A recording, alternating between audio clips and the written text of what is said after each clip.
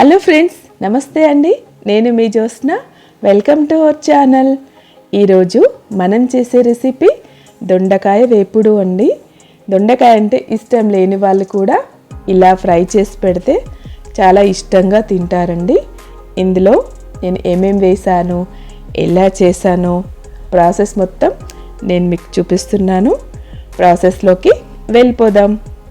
ముందుగా stove on చేసుకొని pan పెట్టుకొని ఆయిల్ వేసుకోవాలి.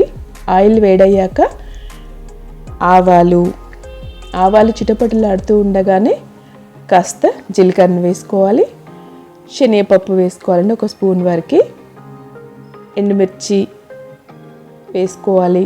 సన్నగా తరిగిన పచ్చిమిరపకాయ ముక్కలు, ఇవన్నీ ఫ్రై అయ్యే వరకు కలుపుకోవాలండి. 1 మినిట్ వరకు. చూడండి, సన్నగా తరిగిన ఉల్లిపాయ ముక్కలు వేసుకోవాలి. ఉల్లిపాయ ముక్కలు కాస్త ఎక్కువగా వేసుకుంటే కర్రీకి చాలా టేస్ట్ వస్తుందండి. నెక్స్ట్ ఇందులోకి 1 స్పూన్ వరకు అల్లం వెల్లుల్లి పేస్ట్ వేసుకోవాలి. అన్నిటినీ బాగా కలుపుకొని ఫ్రై చేసుకోవాలండి, పచ్చి వాసన పోయేంత వరకు. నెక్స్ట్ ఇందులోకి పసుపు వేసుకోవాలండి, 1 చిన్న స్పూన్ వరకు. మళ్ళీ బాగా కలుపుకొని ఫ్రై చేసుకోవాలి. కొంచెం కరివేపాకు వేసుకోవాలి. ఫ్లేవర్స్ అన్నీ మంచిగా ఫ్రై కావాలండి. చూడండి, మంచిగా ఫ్రై అవుతున్నాయి కదా. ఇందులోకి సన్నగా పొడుగా కట్ చేసి పెట్టుకున్న దొండకాయ ముక్కల్ని వేసుకొని కలుపుకోవాలండి. దొండకాయ ముక్కలు కాస్త జిగురుగా ఉంటాయి అని ఇది ప్యాన్లోనే ఫ్రై చేయాలండి. అప్పుడే కర్రీ మంచిగా వస్తుంది. మూత పెట్టేసుకొని బాగా కుక్ చేసుకోవాలండి. దొండకాయ ముక్కలు కొంచెం టైం పడుతుందండి ఫ్రై కావడానికి. మధ్య మధ్యలో మూత తీసుకొని మళ్ళీ ఒక్కసారి కలిపేసుకొని మళ్ళీ మూత పెట్టేసుకొని ఫ్రై చేసుకోవాలండి. ఒక 15 to 20 మినిట్స్ వరకు టైం పడుతుంది.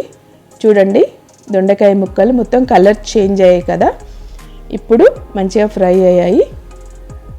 ఇందులోకి మనం నెక్స్ట్ తగినంత మిర్చి పౌడర్ని యాడ్ చేసుకోవాలండి. 1 స్పూన్ వరకు సరిపోతుంది. 1 స్పూన్ సాల్ట్ని యాడ్ చేసుకోవాలి.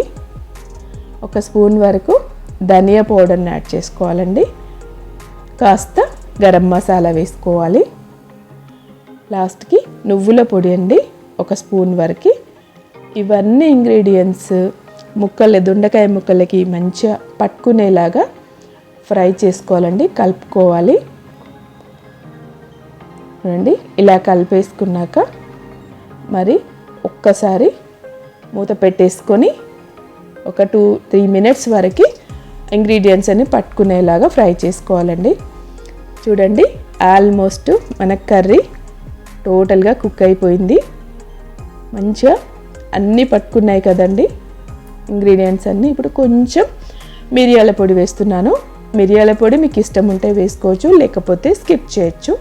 లాస్ట్లో కొత్తిమీరని వేసుకొని కలుపుకొని సర్వ్ చేసుకోవడమే. ఈ రెసిపీ మీకు నచ్చినట్లయితే మీరు కూడా ఒకసారి ట్రై చేసి దొండకాయ అంటే ఇష్టం లేని వాళ్ళకు కూడా పెట్టి తినిపించండి, చాలా బాగుంటుంది. ఈ రెసిపీ మీకు నచ్చితే లైక్ చేయండి, షేర్ చేయండి. ప్లీజ్ నా ఛానల్ని సబ్స్క్రైబ్ చేసుకోండి. Thank you for watching.